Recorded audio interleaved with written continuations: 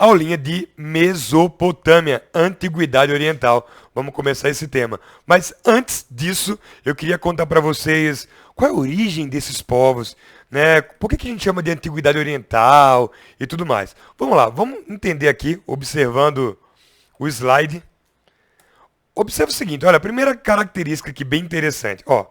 Se você observar aqui o mapa da África, não vou desenhar porque vocês sabem que eu não sou um grande cartógrafo.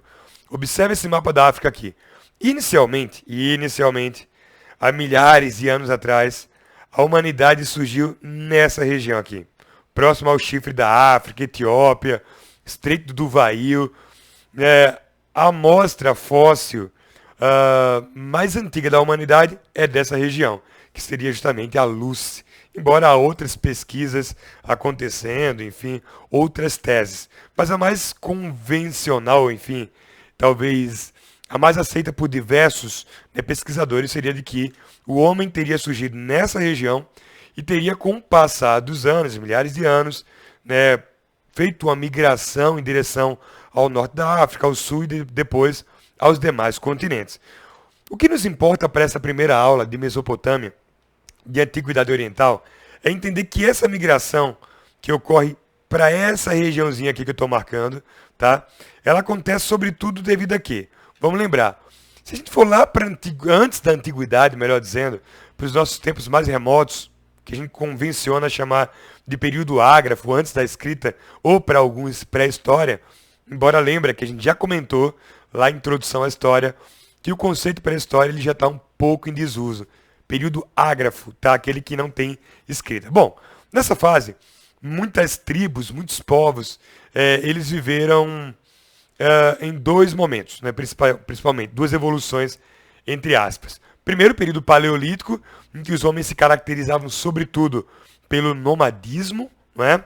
Ainda não havia basicamente domínio da agricultura, os povos eram nômades, caçadores, coletores.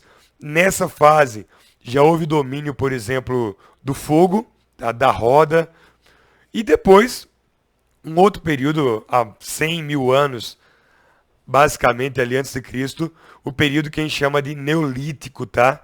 O da pedra polida, nova pedra, enfim, Neolitos. Esse período é justamente a fase que marcou a transição do homem do nomadismo para o sedentarismo. A partir do momento em que esse homem, que essas tribos começam a dominar a agricultura. Com a agricultura surge a propriedade da terra, surge a família, gradualmente vai surgir o comércio, a revolução agrícola, né, as desigualdades sociais baseadas nessa propriedade da terra. E o mais importante, devido a esse modelo agrícola, o neolítico, várias tribos começaram a residir ao longo, né, das margens dos rios, procurar rios justamente para poder irrigar as suas plantações. Então, essas sociedades que surgem, onde tem esses pontinhos amarelos, que vocês podem observar, são justamente as sociedades que a gente chama de, né, sociedades de regadio. Sociedades que se estabeleceram às margens dos rios para poder justamente sobreviver, plantar, enfim, promover a agricultura e também a criação de animais, né, o pastoreio. E aí o que vai acontecer? Pensa o seguinte, nessa região onde se aglutinaram as primeiras sociedades, né, já ali no Neolítico, com o passar do tempo, elas vão se organizar no espaço que alguns historiadores vão chamar de crescente fértil. Observe isso aqui, tá? Primeiro essa imagem. Perceba que a gente vai ter esses povos, deixa eu colocar logo aqui o nome dos povos, que vão se desenvolver nessa região. Primeiro a Mesopotâmia, depois o Egito, os hebreus, os fenícios e os persas. Revisando, ó, Mesopotâmia, egípcios, hebreus, fenícios e persas. São os principais povos do que a gente convenciona chamar Antiguidade Oriental. Os povos que antecederam ali os gregos e os romanos, por exemplo. Então, esses povos, à medida que precisavam se aglutinar nas margens dos rios, eles acabam se dispondo num espaço, numa organização, disposição geográfica, que alguns historiadores vão chamar justamente de crescente fértil. Olha aqui que eu estou sublinhando aqui, ó, marcando o crescente fértil. Por quê? Porque alguns historiadores, Gordon Childe é um deles, eles acabaram entendendo que essa região lembrava uma lua crescente. tá? Então deixa eu botar inclusive aqui as fases da Lua, né? Aqui a parte da Lua minguante, aqui a parte da Lua crescente. Então, se você inverter um pouquinho a Lua, né, você percebe que a disposição daqueles povos formaria supostamente esse desenho da Lua crescente. Olha aqui mais uma vez, tá? Então, por isso, crescente fértil. A aglutinação de povos, conhecidos como sociedade de regadio, que estabeleceram-se às margens dos rios, Rio Nilo, Rio Tigre, Eufrates, né, Rio Jordão, e que acabaram vivendo, promovendo sua economia de plantação, né, e de criação de animais, de maneira, em geral, sedentária. Crescente fértil. E por que a gente chama também esses povos de teocracias? Por que teocracias?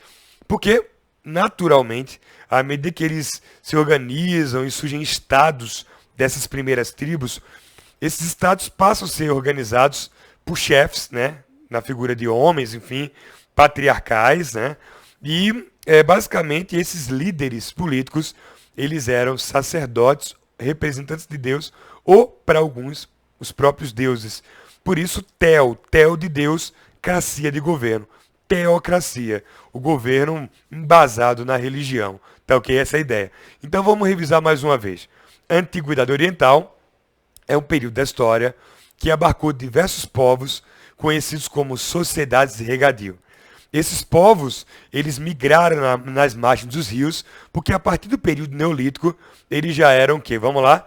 Eles eram nômades. Eles eram sedentários, porque superaram o nomadismo lá do período paleolítico. Eles superaram aquele estágio de apenas caça e coleta. Passam a ser agricultores, criadores de animal.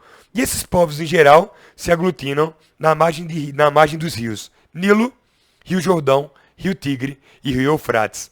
Para Gordon Childe, isso faz a figura de uma lua crescente, por isso o nome crescente fértil. Né? Então vamos passar o seguinte. Outra coisa muito importante que vocês devem entender.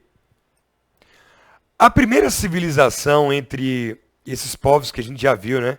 Vamos lembrar mais uma vez, Mesopotâmia, Egito, Fenícia, Hebreus e Persas. Bom, a primeira civilização que a gente vai estudar, que é a mais antiga dentre elas, que registra 3.200 anos antes de Cristo, é a Mesopotâmia. Por que esse nome Mesopotâmia? Primeira análise que a gente vai fazer. Deixa eu só observar se eu de repente não estou na frente do slide aqui, colocar bem pequenininho, tá ok? Vamos embora. Ó, esses povos que viveram nessa região chamada de Mesopotâmia, eles viveram em geral na margem de dois rios, Tigre e Eufrates. Então essa região, essas sociedades, essas civilizações viveram na margem desses dois rios e, portanto, em grego, Mesopotâmia significa a soma de meso, entre, mais pótamos, rios. Por exemplo, hipopótamo, aquele que está abaixo do rio, dentro do rio. Então, meso, entre, pótamos, rios. A região entre rios. Quais rios? Tigre e Eufrates. Tá? Então, Mesopotâmia, a região que se desenvolveu entre os rios Tigre e Eufrates.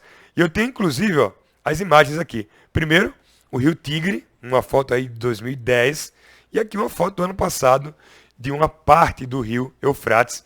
Duas imagens muito bonitas aqui, os velhinhos provavelmente jogando um belo dominó. Então vamos embora, né? Vamos pensar o seguinte, ó. A Mesopotâmia, deixa eu colocar minha canetinha aqui para arriscar já para vocês. A Mesopotâmia, ela é a primeira característica, o atual Iraque, tá? Hoje eu tô bom. Minha coordenação motora já está um pouquinho melhor. Essa região aqui que eu marquei, ela é o atual Iraque. Como eu já disse, cortada por dois rios, o rio Tigre aqui e o rio Eufrates aqui, tá? Quem são os povos que habitaram essa região primeiro? Vamos lá? Vou colocar aqui a lista dos povos da Mesopotâmia. A Mesopotâmia é um conjunto de povos, um conjunto de civilizações, que a gente chama, a grosso modo, de primeira civilização da história da Antiguidade Oriental. Primeiro, sumérios, acádios, amoritas, assírios e caldeus. Vamos fazer mais uma revisão. Esta região é chamada de crescente fértil. Por quê? Porque ela lembra a lua crescente. Mas, dentro dessa região, que fica entre o norte da África e o Oriente Médio, tá? Nós temos quais povos principais? Mesopotâmia, Egito, fenícios, hebreus e persas. A Mesopotâmia foi considerada a primeira civilização, 3 milênios antes de Cristo. Quais foram os primeiros povos que viveram nessa região? Antes. Por que o nome Mesopotâmia? Meso, o quê? Entre Pótamos rios. Uma região entre dois rios, Tigre e Eufrates. E dentro dessa região, a Mesopotâmia, nós tivemos um conjunto de povos. Sumérios, Acádios, Amoritas, Assírios e Caldeus. Bom, de uma maneira mais resumida, para os principais vestibulares, basicamente a história da Suméria é cobrada pela história desses povos, tá? Então, da maneira mais simples, vamos estudar cada um deles. Primeiro povo, os Sumérios. Quem eram os Sumérios? Vamos lá. Os Sumérios foram um primeiro povo da história da Mesopotâmia. Eles são considerados, anota aí, o berço da cultura da Mesopotâmia. Eles são considerados o baluarte dos costumes, das lendas, enfim. Vocês vão entender por quê. Primeira característica que eu queria colocar para vocês desse povo, dos Sumérios, olha esse mapa aqui que eu recortei, o mapa do Oriente Médio, tá? O mapa da Mesopotâmia principalmente, obviamente. Essa região aqui, ó, que eu vou sublinhar aqui, ó. Os Sumérios, eles surgiram aqui, nessa região que eu acabei de circular. E eles fundaram as primeiras cidades da história. Quais são as primeiras cidades da história? Eu acho que vocês vão lembrar da época do colégio, né? Onde, bom, muitos lembram em sequência, lá do ensino fundamental, quando vocês aprenderam essas primeiras cidades da história da humanidade. Ó, Nippur, deixa eu marcar aqui para ficar, aliás, pegar o apontador aqui. Nippur, Ur, Kish, Uruk, Lagash e Eridu. Eu confesso que Kish não é tão colocado nas principais ou nos principais livros de história. Geralmente o pessoal pensa mais em Nippur, Ur, Uruk, Lagash e Eridu. Tem até algumas musiquinhas sobre isso. Mas essas foram as primeiras cidades fundadas pelos Sumérios. Então, o Império Sumério, ele é pequeno em relação a todo o Iraque. Ele surge também cortado pelos rios Tigre e Eufrates, mas da união dessas cidades. Mais uma vez, Nippur, Ur, Kish, Uruk, Lagash e Eridu. Então, esses povos, nessas cidades, os sumérios, eles se caracterizaram sobretudo pela construção de templos, né? Se você lembrar, os egípcios, eles eram caracterizados pelas construções das suas pirâmides, né?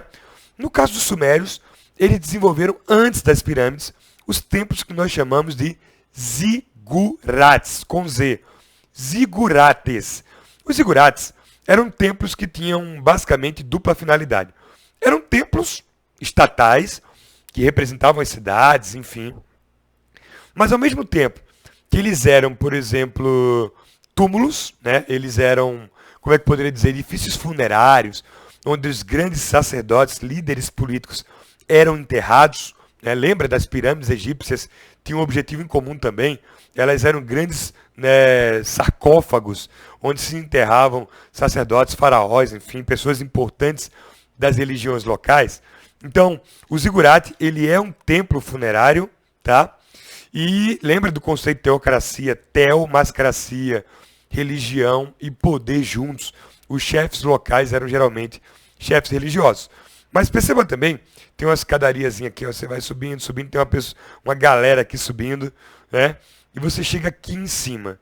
Nessa região, era muito comum que alguns artistas, cientistas, enfim, mágicos, cientistas, eles destinassem seu tempo para observar a dinâmica da natureza, das constelações. É bom lembrar que foi na Mesopotâmia que surgiu a astronomia.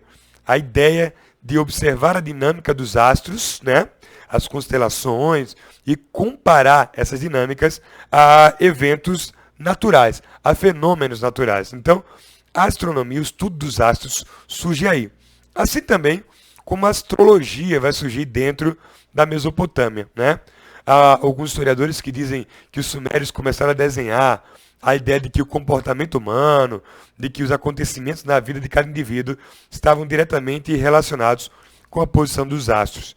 Inclusive, os babilônicos teriam sido os fundadores do zodíaco. Cuidado para não confundir ali com o cavaleiro do zodíaco, os gregos em si. Então, os sumérios construíram um templo, zigurate, esse templo aí que vocês estão observando na imagem, e esse templo tinha a grande finalidade, né, de tanto acolher o corpo de sacerdotes, como também servir de, eu diria, edifício, aliás, centro de estudo de astronomia, tá? Bom, vamos lá, passando um pouquinho mais, além dos zigurates, olha aqui uma foto de um zigurate preservado, isso aí no sul do Iraque hoje. Outras características importantes desses povos sumérios foram, o desenvolvimento da escrita. Bom lembrar que esses caras são os inventores da escrita. Coloca aí, não esquece desse detalhe não. Os mesopotâmicos inventaram a escrita, mas não inventaram o alfabeto. E aí vem a principal casquinha de banana.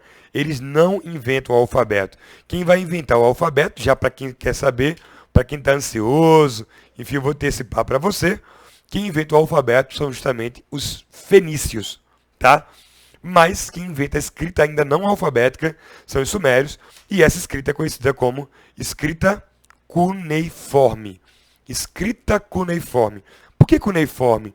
Porque ela era feita em tábuas de argila ali ainda mole, né, enfim, fresca, e aí os escribas, eles pegavam pedacinhos de madeira curvados no formato de uma cunha e começavam a marcar essas tabuinhas de argila. Percebam que ela é toda marcadinha, né? Aqui, olha aqui, observa. Você pega ali a madeirinha, a cunha, e vai marcando, inserindo os códigos, né? Os símbolos que representariam sentidos em si, né? Cada símbolo desse tem um significado, não uma palavra, mas é um símbolo que tem representação, né, material, um objeto. E aí uma coisa curiosa, né? Essa escrita cuneiforme, ela serviu para consolidar ali toda a preservação da memória dos povos mesopotâmicos, tá? Toda a preservação da memória foi feita em tabuinhas de argila.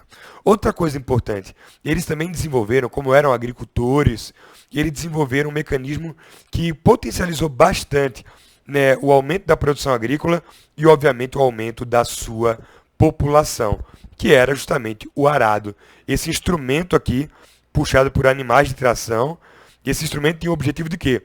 Cavar sulcos na terra, né, afofar a terra, fazer canais para que você pudesse colocar ali a semente e depois colher, sempre regando essa plantação com as águas dos rios, Tigre e Eufrates. Então, vamos lembrar até agora. Aliás, eu vou avançar um pouquinho e já a gente faz mais uma revisão. Outra característica importante desses povos é a criação de uma série de lendas nessa época, tá? Por exemplo, se a gente observa dentro do imaginário dos povos mesopotâmicos, inclusive algumas dessas lendas, elas fazem parte do livro de Gênesis, né, dos livros do Antigo Testamento, enfim, Elias e tudo mais. Se a gente observar, os sumérios criaram uma lenda muito famosa entre os judeus e entre os cristãos, a lenda de Atrahasis. Essa lenda de Atrahasis, ela fala do momento em que alguns deuses, como o deus Ui ou Ea, ele estava um pouco cansado dos barulhos que os homens faziam na terra ao trabalhar, né? Os homens trabalhavam, faziam barulho e, consequentemente, o deus Ia ou Ui, ele resolve lançar chuva, né? Fazer com que chovesse bastante na terra e inundasse a terra para matar os homens. E aí, consequentemente, uma das versões é que um homem muito inteligente, o Hatshepsut, teria sido escolhido justamente para construir uma embarcação, e essa embarcação ela abrigaria um par, né, de cada animal, né, macho e fêmea, inclusive o homem e sua esposa, e consequentemente isso teria dado, perpetuado a humanidade aqui na Terra.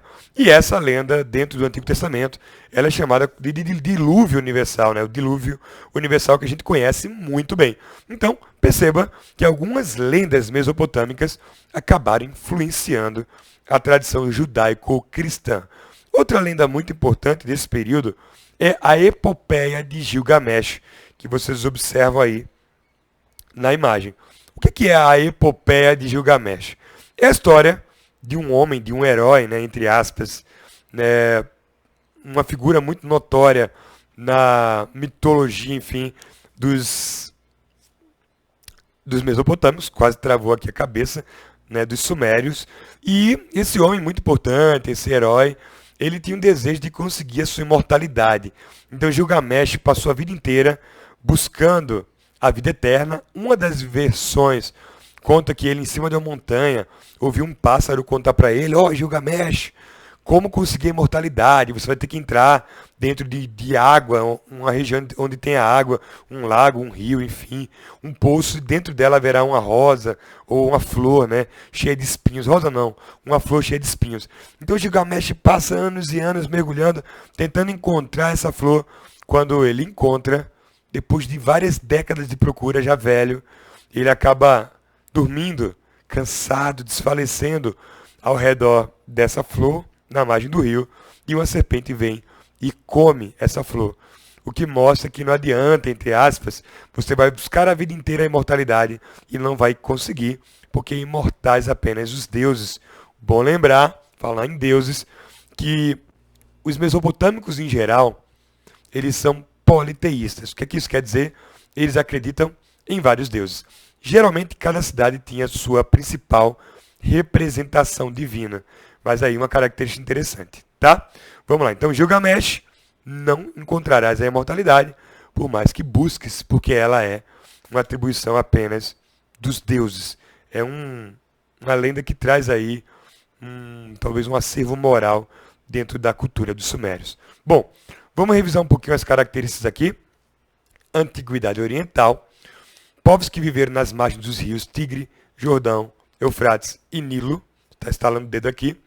Esses povos, eles viviam da sociedade do regadio, né? Eles eram agricultores, criadores de animais. Essa tendência de sedentarização surge ali no período neolítico, né? E depois acaba dando origem à Antiguidade Oriental. E os mesopotâmicos têm esse nome porque Mesopotámos, entre rios Tigre e Eufrates. Estou imaginando você responder aí para mim, tá? Próximo, a Mesopotâmia é caracterizada por vários povos, o atual Iraque. Sumérios, quais mais? Acádios, Amoritas, Assírios e Caldeus. A gente já falou dos Sumérios. Características principais, vamos lá, os Sumérios: zigurates, templos fúnebres e científicos, por causa da observação astronômica. Outra característica, escrita cuneiforme, o arado, não é isso? As primeiras cidades da história, Nippur, Ur, Kish, Uruk, Lagash e Eridu. E também as lendas famosas, o dilúvio universal Atrahasis, a epopeia de Gilgamesh, que falava sobre a imortalidade dos deuses. E lembre, o politeísmo, a crença em vários deuses distintos. Bom, vamos ao próximo passo. Quase que não sai, agora travou tudo. O próximo passo são o segundo povo, né? É o segundo povo, não são. É o segundo povo. Os acádios. Quais são as características principais desses caras, os acádios, né? Que sucederam justamente os sumérios. Deixa eu só mudar aqui minha tela para não ficar em cima do slide e não atrapalhar vocês. Vou botar aqui no cantinho direito, acho que fica melhor, né? Vamos lá, pessoal. No meu canto direito aqui. Ó, enquanto os sumérios foram a base da cultura, da tecnologia, enfim, da Mesopotâmia, os acádios se caracterizaram bastante pela expansão territorial, na figura de um rei chamado de Sargão o Velho, Sargão o Senior, tá? Essa expansão, ela fez com que os acádios fundassem, de alguma maneira, o primeiro império de toda a Mesopotâmia. É bom lembrar que os sumérios tinham fundado o Império Sumeriano, só no sul do Iraque. Os acádios se estenderam de sul a norte, norte a sul, e fundaram o império que unificou essas duas regiões. Não esquece desse detalhe não, tá? Então deixa eu mostrar para vocês a imagem aqui, para vocês entenderem melhor. Olha aqui, ó. Dessa região, onde os sumérios estavam, eles se expandiram e chegaram até aqui, o norte do Iraque. Perceba que já é um império bem maior do que o sumeriano, não é isso? Anexaram outras cidades e mais extensões justamente das margens dos rios Tigre e Eufrates. Agora, uma característica básica, principal, eles foram beligerantes, eles aumentavam os impostos para poder sustentar essas guerras, tiveram seu principal líder Sargão Velho, mas a principal característica, eles são muito pouco cobrados em vestibulares, eita, tá travando tudo, muito pouco cobrados em vestibulares, mas as principais cobranças são sobre a expansão e mais, o uso da escrita cuneiforme. Os acádios utilizaram a escrita cuneiforme mais para quê? Para contabilidade. Então coloca na cabeça aí, escreve e toma nota. Expansão territorial, aumento de impostos, guerras, Sargão no controle, o primeiro império da Mesopotâmia, a unificação do sul para o norte, mas, sobretudo, eles começam a adaptar a escrita cuneiforme para outras finalidades, para suas atividades econômicas, enquanto, basicamente, os sumérios utilizaram a cuneiforme para registrar cultura, suas lendas, esses caras vão ampliar, né, o uso, a utilidade dessa escrita, tá ok? Contabilidade. Vamos lá. Próximo passo. Os amoritas.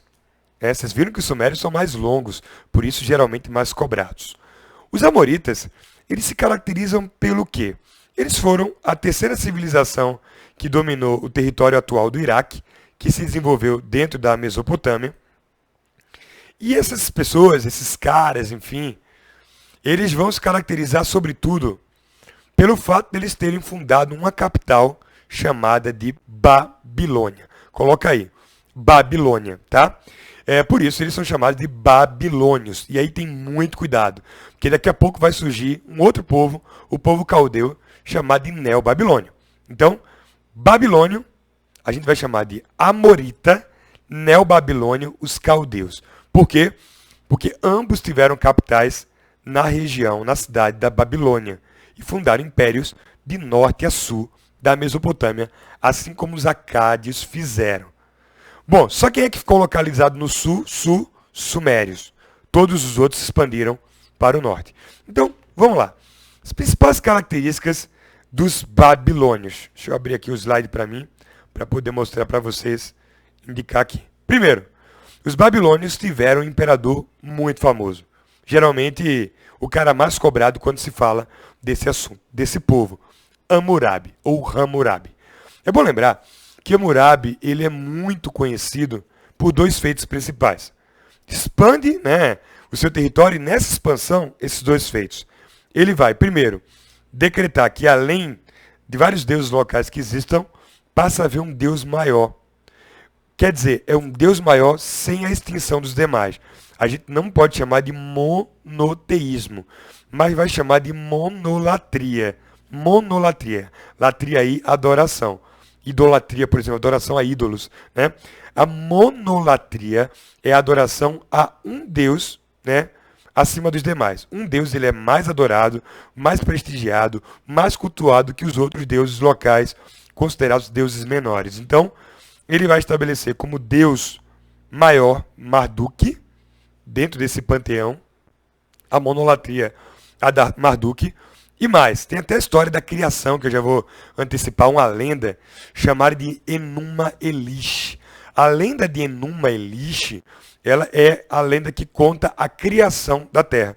É como se fosse a Gênese, né, para os judeus e cristãos, para a tradição judaico-cristã. Nessa imagem, vocês percebem aqui, eita, deixa eu segurar aqui, que quase que cai, né, novamente no meu equipamento, como na outra aula eu fiz. Eu estou aqui no Se Vira nos 30 e completamente desastrado. Eu espero que mais uma vez não tenha aparecido uma cara de susto. Bom, minha marquinha voltou aqui para trás, então vamos continuar. Vamos embora, pessoal. Ó, observa o seguinte, que eu bati aqui na tela aqui do lado e ela quase escorrega. Ó, saca só. Aqui você vai ter justamente o deus Marduk. Você pode perceber que esse deus Marduk, ele é guerreiro, ele tem uma lança, ele está ali com os tridentes, e ele está justamente atacando Tiamat, que é considerado um dragão, né, que era o dragão que representava ali o caos, enquanto Marduk representava a ordem. E aí dialética, nesse dualismo, perdão, dessa briga entre a ordem e o caos, quem vence? Marduk. Marduk consegue matar Tiamat, tá? E, consequentemente, funda a humanidade a partir dessa guerra, dessa vitória. Separa, por exemplo, a terra do céu. Então existe aí a ideia de uma cosmogênese, né? A criação da terra, a criação do homem, a cosmogonia, a partir da atuação do deus Marduk dentro da tradição do Império Babilônico. Outra coisa importante é a criação do Código de Hammurabi. Esse aqui, ó, geralmente mais cobrado quando se fala de amoritas. O que é esse Código de Hammurabi? O Código de Hammurabi é uma compilação de leis, mas uma compilação escrita. O que isso quer dizer? Pedro Simas, já existiam leis antes dos amoritas, dos babilônios? Sim, mas as leis eram preservadas de maneira oral. Inclusive existe um código oral anterior, inclusive aos acádios, chamado de Código de Gudéia, todo oral. Então, o que Hammurabi fez foi pegar leis que já existiam de vários povos, tá? Unir essas leis, compilar essas leis e dar origem ao seu código escrito. O primeiro código escrito da história, que falava de propriedade, lei da família, algumas leis referentes ao trabalho, defesa, hoje eu estou demais, hein? Defesa da escravidão. Então, olha a defesa da escravidão. Olha que interessante. Esse Código de Hammurabi, ele é caracterizado por um princípio chamado de lei de talião. O que é a lei de talião? Está lá no Antigo Testamento. A lei de talião é aquela que diz olho por olho, dente por dente. Ou seja, haviam punições que eram extremamente severas dentro do Código de Hammurabi. Por exemplo, se um engenheiro construir uma casa e essa casa cair, matando os filhos do dono da casa, o que é que vai acontecer? Vão matar o engenheiro? Não. Vão matar os filhos do engenheiro. Por exemplo, se você perfurar o olho do escravo de alguém, a justiça vai mandar perfurar o olho do seu escravo e não o seu olho. Então é uma coisa muito assim, a proporção e a ação, ela é colocada como punição da mesma maneira para o ofensor, para o acusado. Tá? Então, é uma lei muito severa. Eu me lembro do próprio Gandhi, parece que eu vivi a era dele, né? Mas eu me lembro das frases de Gandhi, em que Gandhi dizia, se a gente utilizar a lei de talião, Código de Hammurabi, o olho por olho, dente por dente, em breve o mundo estará cego e banguelo. Boníssima reflexão de Mahatma Gandhi. Mas essa lei ficou muito famosa e foi utilizada por diversas civilizações da Antiguidade Oriental. Beleza? Vamos embora. Próximo povo, os assírios. Deixa eu vir para cá. Vamos fazer uma revisão bem rápida aí. Uma revisão bem rápida. A gente já falou de Antiguidade Oriental. A gente já falou de sociedades de regadio. Teocracia, o conceito. Falamos também de politeísmo. Uma poligamia. Deixa eu lembrar um pouquinho mais de tudo que a gente já falou. Já falamos de zigurates, escrita cuneiforme. Já falamos de, Sargão, Hammurabi. Falamos também Marduk, o Código de Hammurabi. Falamos do conceito de Mesopotâmia. Agora vamos seguir um pouquinho mais. Vamos lá. Os assírios são o penúltimo povo da Mesopotâmia nessa nossa aulinha rápida. Vamos lembrar, quais são as principais características dos assírios? Quando vocês pensarem em assírios, esses caras representam sobretudo o quê?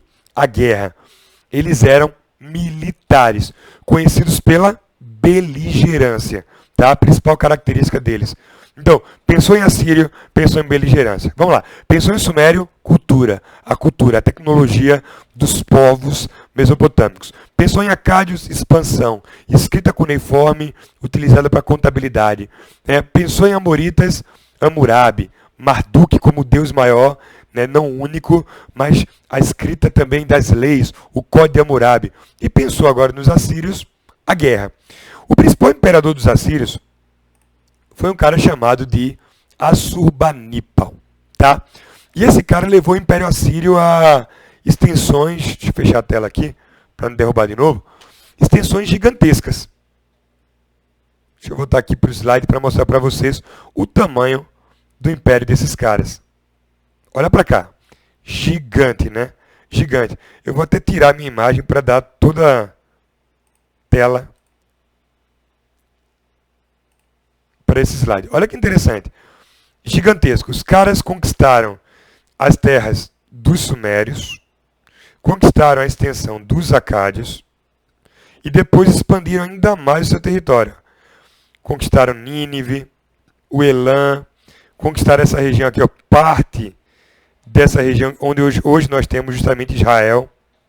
Aqui, ó, quem já estudou aí a atualidade, pós-Segunda Guerra Mundial, você sabe que Israel e a Palestina ficam nessa região junto com o Líbano aqui em cima. Então, tudo isso foi conquistado por eles. Parte do Império Persa, os Montes Zagros, né? E também chegaram até o Egito. Eles conquistaram o Egito. Então percebe a evolução da extensão territorial da Mesopotâmia. Primeiro os sumérios, acádios, né? Depois os próprios amoritas, os babilônios vão expandir e os assírios vão levar o império à sua maior extensão. Então essa é a grande característica desse povo, tá? Outra observação muito importante sobre os assírios é que eles eram caras extremamente violentos. Não é novidade, mas, por exemplo, eles costumavam decapitar em público seus prisioneiros, mesmo que os prisioneiros não tivessem desobedecendo às suas ordens. Mas eles usavam o que alguns historiadores chamam de pedagogia do terror. O que é a pedagogia do terror? Utilizar a violência constante, para fazer com que os povos dominados tivessem constantemente medo deles. Mas, ao mesmo tempo que essa violência extrema, ela garantia o domínio, mas ela também acabava incentivando diversas revoltas. Por quê? Ora, se eu obedeço, pago impostos para os assírios, mas os assírios continuam nos violentando, é natural que esses povos venham a se rebelar. Portanto, a gente vai ter, basicamente ali no século VI para o século V a.C., o grande motivo que levou à derrocada desses povos. As revoltas coletivas dos povos que eles dominaram.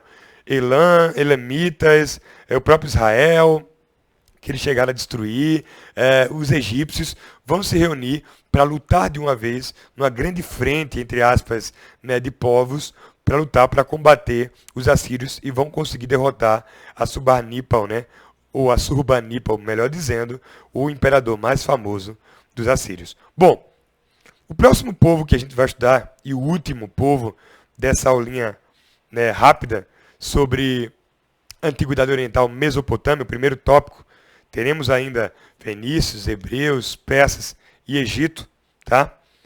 O próximo povo que a gente vai estudar é justamente o povo caldeu, tá? Eu coloquei essa imagem aqui. Pessoal, eu tô ligado, eu assisto novela aí.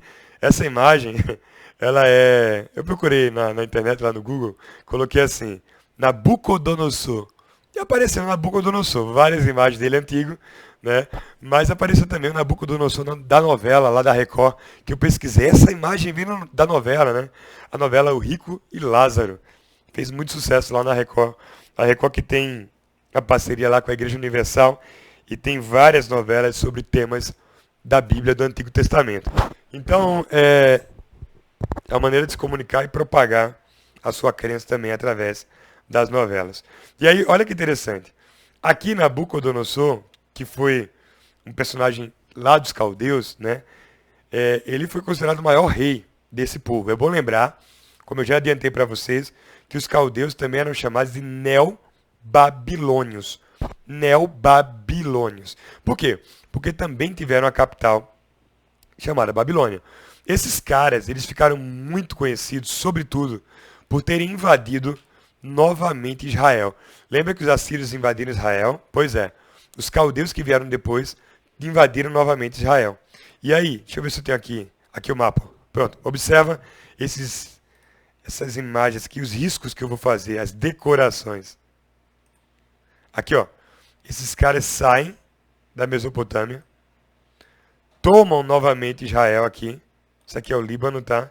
Em cima. Tomam Israel. E nessa tomada de Israel, eles vão invadir um reino chamado de Judá. Vão pegar os principais nobres de Judá, que eram hebreus, e vão levar esses caras para a Babilônia.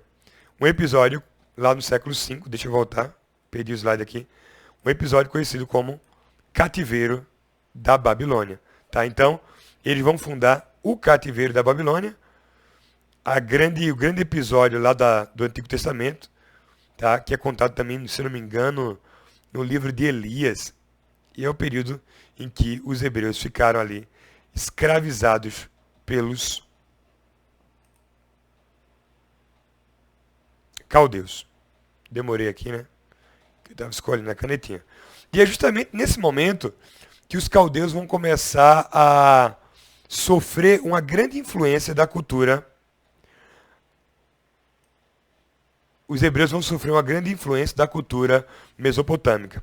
E aí, como a gente já comentou, é muito comum encontrar lendas dos mesopotâmicos no Antigo Testamento. Vamos lembrar delas, por exemplo, ó, Dilúvio Universal, influenciado pela lenda de Atrahasis. A gente vai ter também Numelish, né, que é a criação, a história da Gênese, da terra e do homem, a separação de céu e terra. Tá tudo ali, foi influenciado. Claro que não é igual, mas tem uma influência muito clara. A criação do homem, pelo barro, enfim, tá tudo lá. E aí, além de escravizar os hebreus, esses caras também ficaram conhecidos pela construção de grandes obras, tá? Quais são as grandes obras que os caldeus fizeram? Primeiro, a Torre de Babel, que é considerada também uma lenda ali do Antigo Testamento, né? Reza a lenda que os babilônios, em contato com os hebreus, ficaram sabendo que os hebreus tinham um Deus, Javé, Jeová, que morava no céu. Então eles tiveram a ideia, vamos construir uma torre, essa torre aqui da imagem, e essa torre vai nos levar a esse Deus que mora no céu. Reza a lenda, lá no Antigo Testamento, que Deus se irritou com essa ideia que ninguém vai, basicamente, ao céu por uma construção. Segundo os judeus, só se vai ao céu acreditando em Deus, em Javé, em Jeová. E aí, consequentemente, o que vai acontecer? Durante a obra, Deus vai dar uma espécie de embargo à obra, né? Que ele vai proibir essa obra soprando sobre os homens que faziam a construção. E nesse sopro, de repente, todos os homens começam a falar línguas diferentes. E aí, cara, imagina milhares de operários falando línguas, ninguém entende ninguém, começa a haver uma loucura lá, um desespero, suicídio, muita gente começa a pular da torre, e assim a torre não é construída. Até hoje, não se sabe exatamente onde fica esta torre. Não há a construção hoje como um sítio histórico, mas existe uma cidade de Babel, onde acredita-se que ela existiu. E só mais uma curiosidade, como esses homens começaram a falar línguas diferentes, alguns teólogos falam que foi com esse episódio que se explicou no Antigo Testamento a criação das línguas diferentes, dos diferentes idiomas que nós temos. Bom, e por fim, uma outra obra muito importante dos caldeus, além do cativeiro, né, aliás, da Torre de Babel, que foi construída durante esse período aí de cativeiro e tudo mais, também o jardim suspenso da Babilônia.